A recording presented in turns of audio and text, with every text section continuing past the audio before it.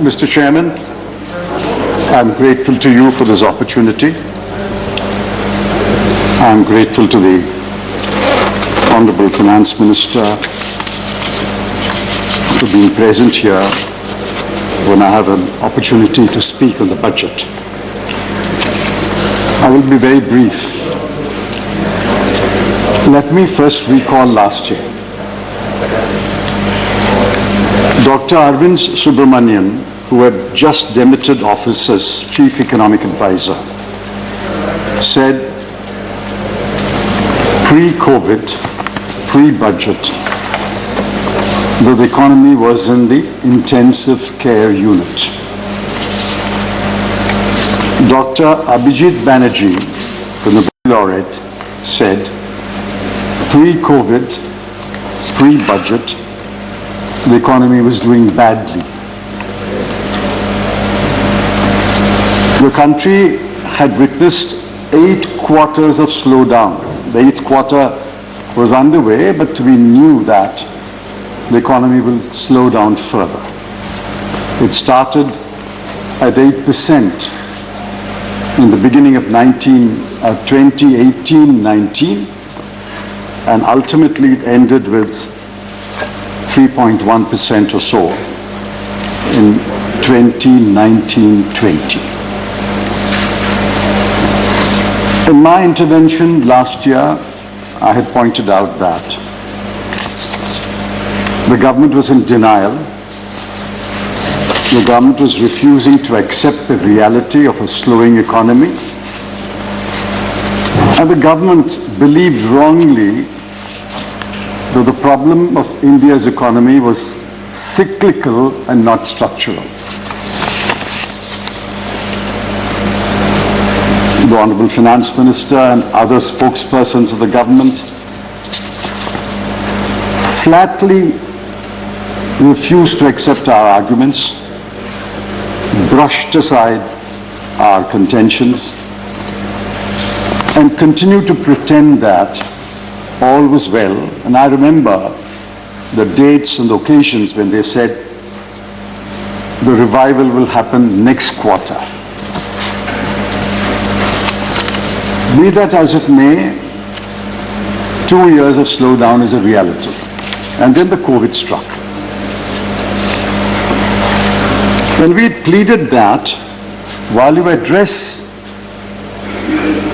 the basic issues that are afflicting the economy, please do 2 things. 1, transfer money to the poor people. Do a cash transfer. Secondly, use your mountains of food grain to give free rations to poor people. Even this morning, a distinguished economist has said, whatever may be said about the budget of 2021-22, it fails on the fact that even a small amount of cash transfer is not being given to the poor, and the rations are not being continued for the poor.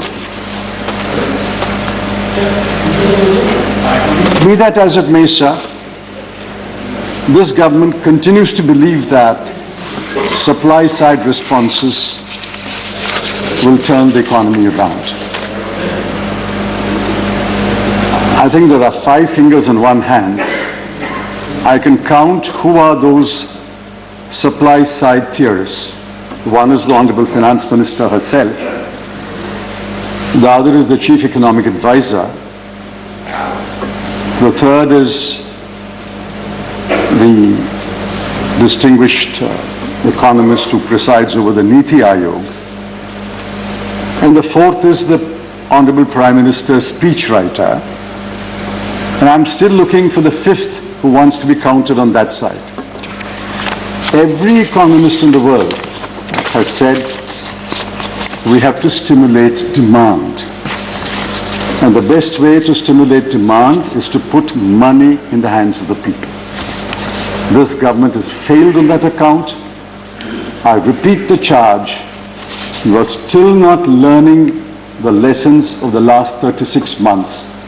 And I'm afraid as a result of your not learning the lessons, another 12 months will be lost while the poor will suffer and suffer greatly. Sir, in 2004-05, in constant prices, the GDP was about 32.42 lakh crore. I'll leave the decimals out. Let's take us 32 lakh crore. In 2013-14, when the UPA demitted office, it was 105 lakh crore. A little more than 3 times. Since then, what has happened? In 2017-18, it was 131 lakh crore. 2018-19, it crept up to 139 lakh crore. In 2019-20, it was a slower crawl to 145 lakh crore. And in 2020-21, the year that is about to end, the first half was about 60 lakh crore, and the year may end with about 130 lakh crore, which means we are back to where we are in 2017-18. 3 years of incompetent economic management, and the Honorable Finance Minister took exception to my using the word incompetent. I can't use a harsher word in Parliament. I'm using the mildest word available to me. 3 years of incompetent economic management will mean that at the end of 2021, we will be exactly where we were in 2017-18. Please remember, sir, in the last year, not entirely because of the government, because of the pandemic too, 120 million people lost their jobs. That's 12 crore. 64.7 million dropped out of the labor force. And out of that, 22% are women. Only 1 out of 11 jobs are held by women, but 4 out of 11 who drop out are women.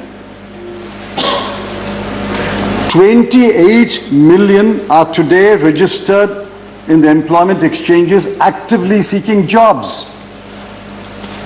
35% of MSMEs are closed.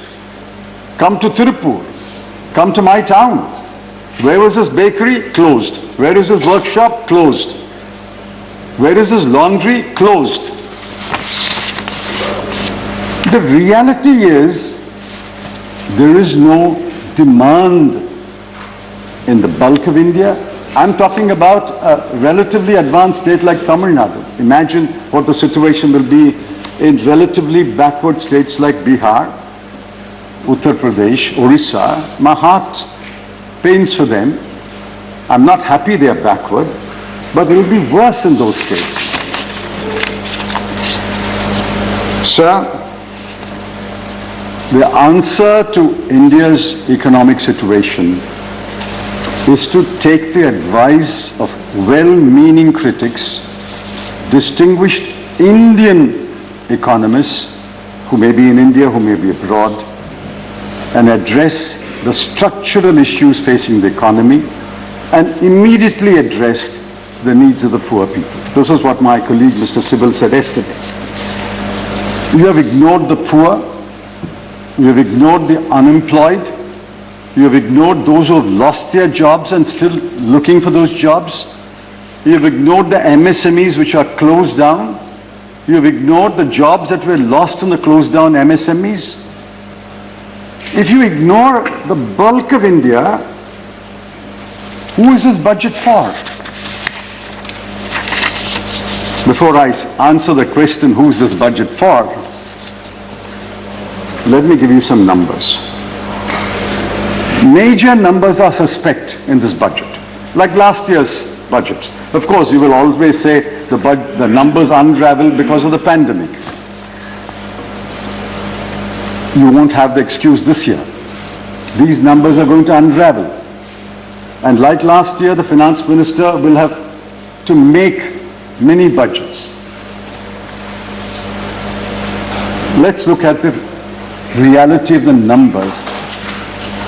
You said you've raised about 10 lakh crore of additional borrowing. Where did this additional borrowing go? On the capital account, you are spending 27,078 crore.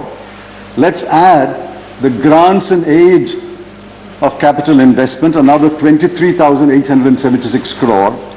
The total additional capital investment in the current year, which will end on 31st March, is 50,954 crore. Let's say 51,000 crore. Where did the rest of the money go? Not for new investment, not for capital investment. Where did it go? Because you have three large holes. On the revenue side, your expenditure increased by 3,80,997 crore. On the revenue side, you had a revenue shortfall of 4,65,773 crore. And on the disinvestment, you had a shortfall of 1,78,000 crore. And that adds up to 10,24,770 crore. So your money that you borrowed is only going to fill the gaps, the huge craters that are there in the economy today. Next year won't be any better. The additional borrowing will go under the same heads. Mark my words today, and we'll come back next year. Mark my words, the revenue projections for next year are ambitious. There will be a shortfall. The disinvestment proceeds projections are ambitious. There will be a shortfall. And your revenue expenditure will increase more than what you have provided for, because you have underprovided under a large number of heads, including defense and health.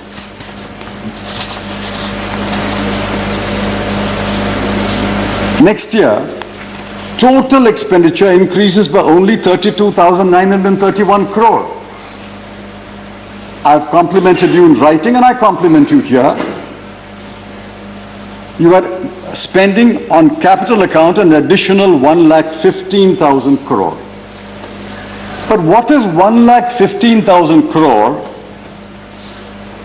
in a GDP which you estimate will be 222 lakh crore? Your estimate says your GDP next year will increase by 28 lakh crore, but you are spending an additional only 1 lakh crore on capital account.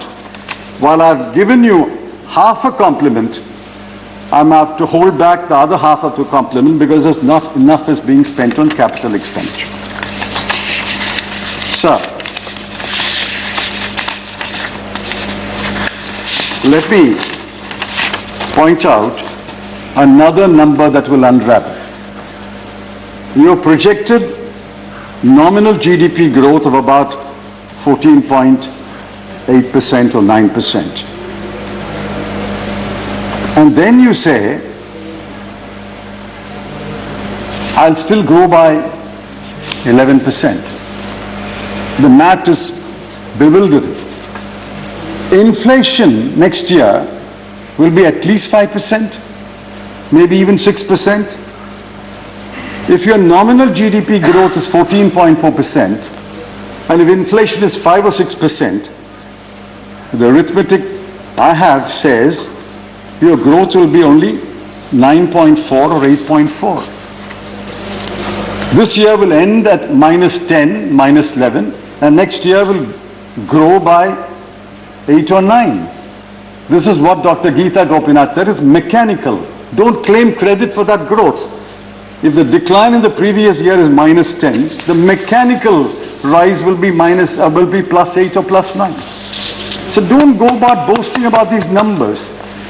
The real test is, when will you come back to a constant GDP which is higher than your highest, namely 145 lakh crore.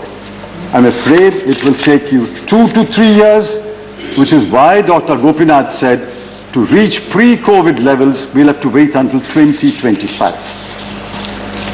There are three numbers on which I must comment. One is defense.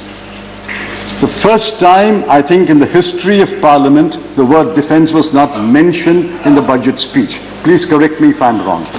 The word defense was not mentioned in the budget speech. On health, the numbers have unraveled again. Everybody has blown a hole into the numbers claimed by the finance minister that she had increased health expenditure by an astronomical figure? The budget at a glance, the budget division which prepares the budget at a glance, has blown a hole into that by revealing the true figures, and the true figures are clear on page 10 of a budget at a glance. Health, current year revised estimate is 82,445, and next year is only 74,602. You've actually reduced the allocation for budget according to page 10 of the budget at a glance. And the third is, petrol and diesel prices will not increase because we have reduced the cess and comparably increased reduced the excise and comparably increased the cesses. There is a proverb in Tamil, Gettikarar Pulugu Ettu Nalekku. A bluff will only have a short life. The bluff was being called 3 days later. Prices of petrol have increased by 36 paise and 26 paise. And believe me, it will rise again. It will rise again. What you have done by imposing a cess is to deny the state governments of their share.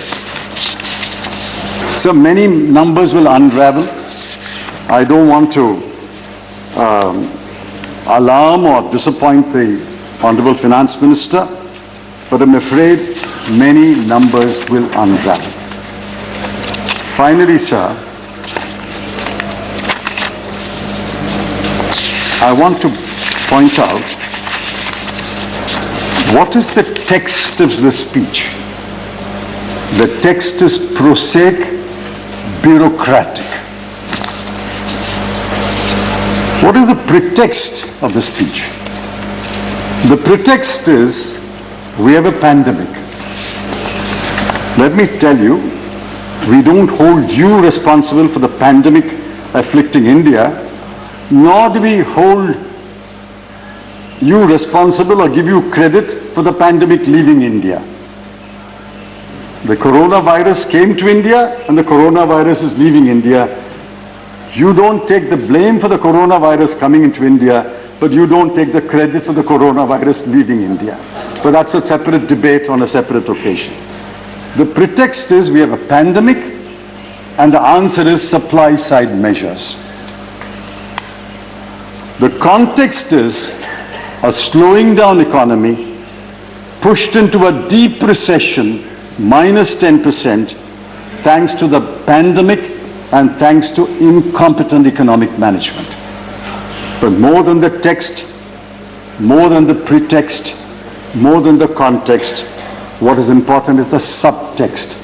The subtext is, this is a budget prepared for the rich, of the rich, and by the rich. This budget has done nothing for the poor of India who continue to suffer.